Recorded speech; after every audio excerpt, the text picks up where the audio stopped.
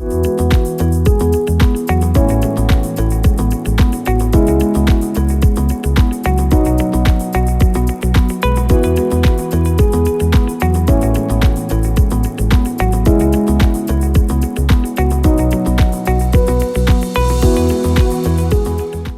To iDream media. So జనరల్గా ఊపిరితిత్తుల్లో చాలా మందికి కఫం, నిమ్ము చేరి ఇబ్బంది పెడుతూ ఉంటుంది.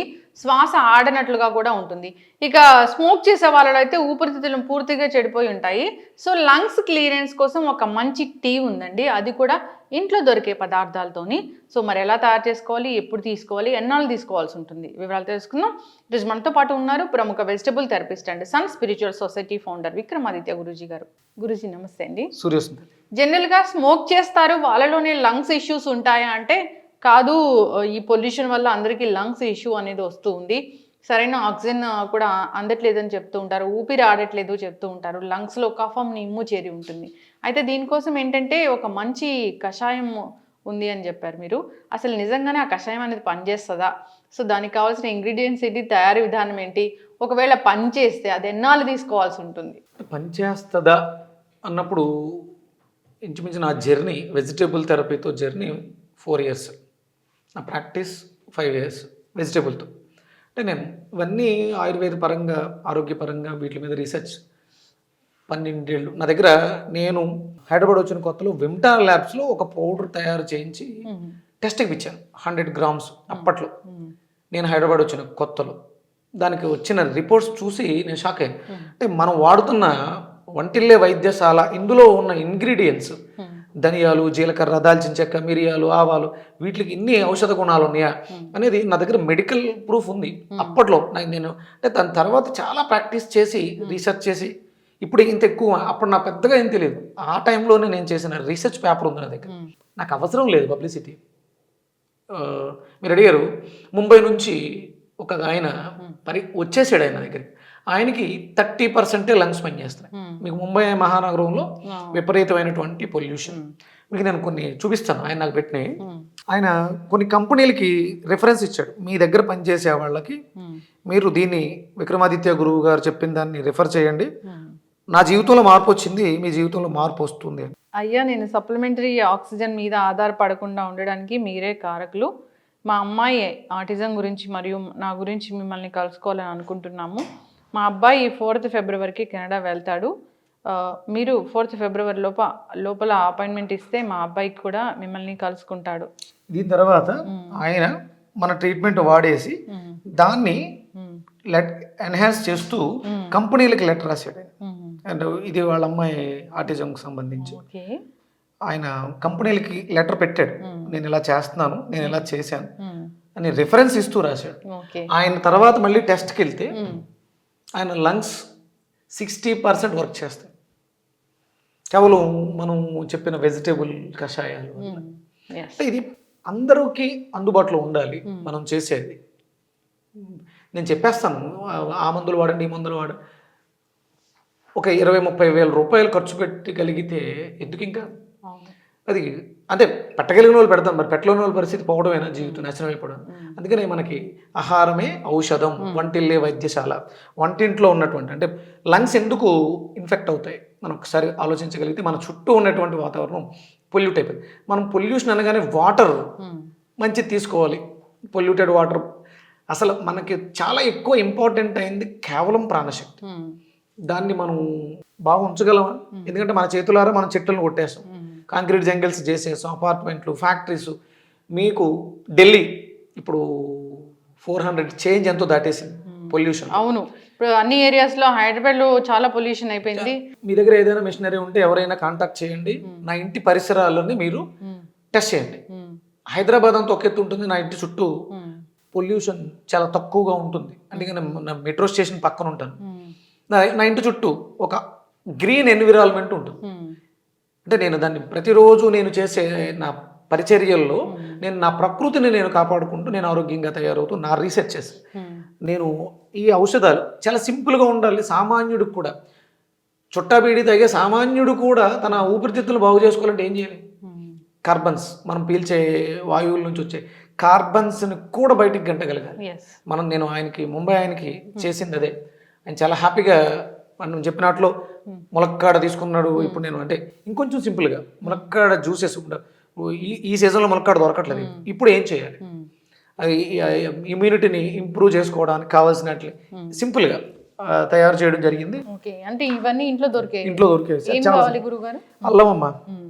అంటే అల్లం లేకుండా మనం ఏ పదార్థానికి కూడా పరిపక్వత రాదు అని ఆచార్యులు చెప్పేస్తారు. ఇది దీంట్లో ఉన్నటువంటి గుణం. అంటే మన శరీరం ఇక్కడ నుంచి ఇక్కడ దాకా కఫ ప్రభావంతో ఉంటుంది, ఇక్కడ నుంచి ఇక్కడ దాకా వాతం ప్రభావంతో ఉంటుంది. ఇందులో కఫాన్ని తగ్గించడానికి చాలా అద్భుతంగా ఉపయోగపడుతుంది. అలాగే పసుపులో ఉన్నటువంటి యాంటీ బ్యాక్టీరియల్, యాంటీ ఇన్ఫ్లమేటరీ ఇవన్నీ కూడా మనకు అద్భుతంగా. అలాగే దాల్చిన చెక్క, ఏదైతే మెటల్స్ ఉన్నాయో హెవీ మెటల్స్ వాటిని డిస్ట్రాయ్ చేయడానికి బయటికి పంపించడానికి. అలాగే మింట్, మనం అంటే ఒక్కసారి మనం మింట్ నవిలిన తర్వాత శ్వాస తీసుకుంటే చల్లటి గాలి వెళ్తుంది.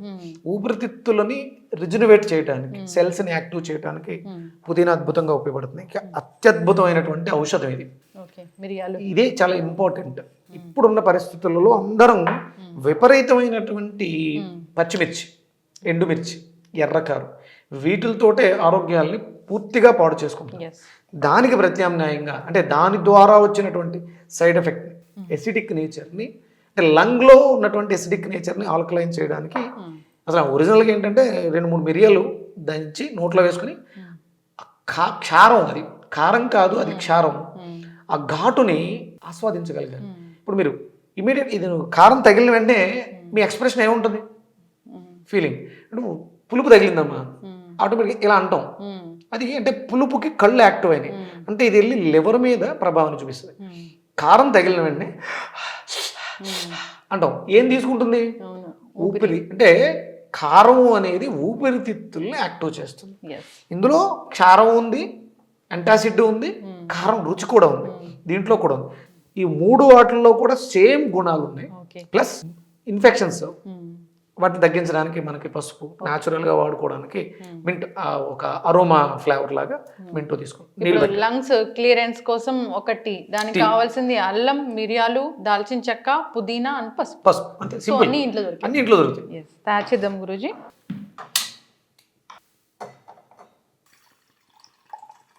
సో అల్లం మనము పీల్ చేస్తామా? అల్లానికి తొక్క తీయాలి, చిన్నగా తురుముకుంటే బాగుంటుంది, లేదంటే దంచుకోవచ్చు. సో గురూజీ మనం అల్లం ఫస్ట్ తీసుకుంటాము, దాన్ని కొంచెం స్క్రేప్ చేసుకొని క్రష్ చేసుకొని అయినా వేయచ్చు. క్రష్ చేసుకో, కొంచెం మెత్తగా కుట్టుకున్నటువంటి దాల్చిన చెక్క. ఓకే, సో అల్లం తర్వాత దాల్చిన చెక్క వేస్తున్నాము. మిరియాలం ఇవి కొంచెం అంటే 1:1:3. ఓకే, అంటే మిరియాలు ఎక్కువ ఉండాలి. ఓకే, ఇందులో ఒక అద్భుతమైనటువంటి గుణం ఉందమ్మా. పిల్లలు పాడైపోతున్నారు, స్మోకింగ్ అనేది ఒక హ్యాబిట్. అంటే క్లియర్ చేసేస్తే మళ్ళీ తాగేస్తారు. దాన్ని తాగాలనే కోరికని చంపాలి. తల్లులకి లేకపోతే భార్యలకి ఇచ్చేటువంటి ఇది ఒక అద్భుతమైనటువంటి వరం. దీంట్లో ఒక స్పెషల్ క్వాలిటీ ఉంది. ఆ క్వాలిటీ తాగాలి అనే కోరికను కూడా చంపేస్తుంది. స్మోకింగ్ ఎడిక్షన్స్ అనేది ఇది చాలా అద్భుతంగా ఉపయోగపడుతుంది. ఎడిక్షన్స్ బయటకు తీసుకురావచ్చు. ఇప్పుడు కొంచెం ఆలోచన కూడా తగ్గిస్తుంది. ఒక 1/2 టీ స్పూన్. ఇప్పుడు కొంచెం పుదీనాని చిన్న చిన్న ముక్కల కింద కట్ చేసి స్టవ్ ఆఫ్ చేసి. సో లంగ్స్ క్లియర్ అవ్వడానికి లేదా ఎవరైనా స్మోకింగ్ అంతా మానేయాలి అనుకునే వాళ్ళకి కూడా ఇది డీ అడిక్షన్ లాగా పనిచేస్తుంది ఈ కషాయం అనేది. సో దీంట్లో ఏం లేవు, అల్లం, దాల్చిన చెక్క, మిరియాలు, ఇంకా పసుపు, అంతే. లాస్ట్లో పుదీనా యాడ్ చేసాము. సో అయితే ఈ గురుజీ ఈ టీలో మనం ఏమైనా ఫ్లేవర్ కోసం ఇంకేమైనా యాడ్ చేస్తామా? హనీ అలా హనీ వేసుకోవచ్చమ్మా. అంటే అలా తాగేయటం మంచిది, కావాలంటే హనీ వేసుకోవచ్చు. కలర్ కూడా చాలా కలర్ఫుల్గా అనిపిస్తుంది. ఎవరైనా నిమ్ము, కఫం ఇలాంటి వాటితో ఇబ్బంది పడుతూ ఉన్నా, శ్వాస సంబంధిత ఏ ప్రాబ్లం ఉన్నా కానీ ఇది బాగా పనిచేస్తుంది. రెస్పిరేటరీ ఇష్యూస్ బ్లాక్ అవడం కానీ, ఫ్లమ్ ఉండడం కానీ, లేకపోతే ఇన్ఫెక్షన్స్ ఉండడం కానీ, ఇరిటేషన్, కాఫ్, దగ్గు వస్తుంటుంది, ఇలాంటి వాటికి అద్భుతంగా ఇది ఉపశమనాన్ని ఇస్తుందమ్మా. ఊపిరితిత్తుల పనితనాన్ని మెరుగుపరుస్తుంది. ఇప్పుడు మనం ఇంత చేసాము, ఎంత తీసుకోవాలి గురువు గారు? చిన్నది టీ కప్పులో తీసుకుంటే సరిపోతుంది. రోజుకి 2-3 సార్లు. ఎందుకంటే వాళ్ళు ఒకవేళ అలవాటు ఉంది స్మోక్ మానేయాలనుకుంటున్నారు, స్మోకింగ్ ముందు కానీ ఆఫ్టర్ స్మోకింగ్ కానీ దీన్ని తీసుకోవడం వల్ల దాని నుంచి వచ్చే సైడ్ ఎఫెక్ట్ని తగ్గిస్తూ ప్లస్ ఆ అవగేషన్ని తగ్గించడానికి ఇది దోహదకారిగా ఉంటుంది. ఓకే. అలా అని చెప్పేసి అని ఊపిరితిత్తులు బాగు చేస్తుంది ఇష్టం వచ్చినట్టు చాలా తాగకూడదు. అది మీ ఆరోగ్యానికి మంచిది కాదు. ఇది మనకి హితం చేస్తుంది, మంచిదే. మనం ఉన్న అలవాటు నుంచి బయటపడాలి. ఇది జీవితంలో మనిషి యొక్క ఊపిరి, ప్రాణం పోయే స్థితికి కూడా తీసుకెళ్ళిపోతుంది. జీవితంలో కేవలం సిగరెట్ అనేది హ్యాబిట్, ఆనందం కోసం, కానీ దానికి మించిన ఆనందాన్ని కోల్పోతారు. ఒక జీవితంలో ఒక అద్భుతమైనటువంటి ఆనందం ఉంటుందమ్మా. భాగస్వాములు అంటే స్మోకింగ్లో కూడా భాగస్వాములు ఉంటారు, ఫ్రెండ్స్ ఉంటారు, షేర్ చేసుకుంటూ ఉంటారు. ఆ భాగస్వామ్యం కన్నా జీవిత భాగస్వామితో పొందే ఆనందాన్ని స్మోక్ చేయడం వల్ల కోల్పోతారు. దానిలోంచి బయటకు రావాలంటే కొన్ని జీవితాలు విడిపోవడానికి కారణం అవుతుంది స్మోకింగ్ అనేది. దాంట్లోంచి బయటకు రావడం ద్వారా వాళ్ళిద్దరి మధ్య అన్యోన్యతని పెంచడానికి, భాగస్వామ్యం బలపడటానికి అద్భుతమైనటువంటి ఔషధంగా ఉపయోగపడుతుంది. ఎస్. అయితే గురూజీ జనరల్గానే లంగ్స్ ఇష్యూ ఉంది అన్నప్పుడు దీన్ని ప్రతిరోజు తీసుకోవచ్చు. లేదా జనరల్గా కూడా హెల్త్ బాగుండాలంటే కూడా ఇది ఒక టీ లాగా తీసుకోవచ్చు. ఈ సీజన్లో మనకి సుమారు దీన్ని మనం జనవరి ఫిబ్రవరి వరకు కూడా మనం దీన్ని అంటే ఏది కూడా హ్యాబిచువల్ అయిపోతుంది. కంటిన్యూగా 3-4 నెలలు తాగేయకూడదు. ఏదో ఒక 1 వీక్, 10 days ఇలా పెట్టుకోవాలి. అంటే మనం రెగ్యులర్గా వాడుకునే మన వెజిటేబుల్స్ కూడా ఉన్నాయి. మన వెజిటేబుల్స్ మునక్కాడ రెస్పిరేటరీ సిస్టమ్ అని బాగు చేయడానికి అద్భుతమైనటువంటి ఔషధం. దాంతోపాటు ఇది అంటే రెగ్యులర్గా మనకు మునక్కాడ దొరకపోవచ్చు, ఆ మునక్కాడ ప్లేస్లో ఇది ఒక రీప్లేస్మెంట్ ఉపయోగపడుతుంది. ఖచ్చితంగా గురుగారు చాలా చక్కగా చెప్పారండి. దగ్గు, జలుబు, జ్వరాల సీజన్ ఇది. ఈ సీజన్లో కూడా దీన్ని తీసుకోవాలి. ఇక ఊపిరితిత్తులు అసలు పని చేయట్లేదు అన్నా కానీ తీసుకోవచ్చు. ఊపిరితిత్తుల్లో ఉండేటువంటి శ్లేష్మం, కఫం అలాంటివి అంతా డస్ట్ పార్టికల్స్, మనం పొల్యూషన్ ద్వారా పీల్చే పార్టికల్స్ అన్నిటిని కూడా బయటికి గంటడానికి సపోర్ట్ చేస్తుంది. టీ కాఫీల బదులుగా దీన్ని తీసుకుంటే మంచిది. చక్కటి ఇన్ఫర్మేషన్ గురుగారు, ధన్యవాదాలు. సూర్యస్మిత.